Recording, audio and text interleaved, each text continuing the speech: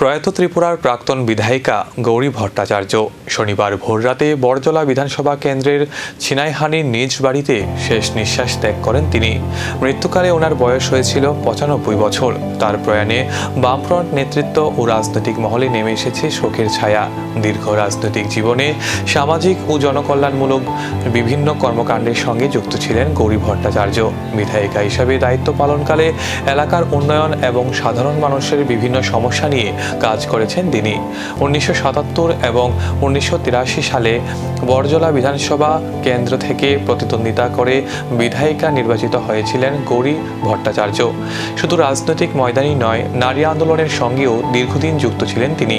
গণতান্ত্রিক নারী সমিতির প্রাক্তন রাজ্য সম্পাদক মণ্ডলীর সদস্য হিসাবেও নারী অধিকার ও সামাজিক আন্দোলনে সক্রিয় ভূমিকা পালন করেছিলেন। ওনার মৃত্যুর খবর ছড়িয়ে পড়তেই দলীয় কর্মী, শুভানুধ্যায়ী ও রাজনৈতিক সহকর্মীদের মধ্যে শোকের ছায়া নেমে আসে। শনিবার মেলার মাঠ স্থিত দশরথ দেব স্মৃতি ভবনে ওনার দেহ নিয়ে আনা হয়।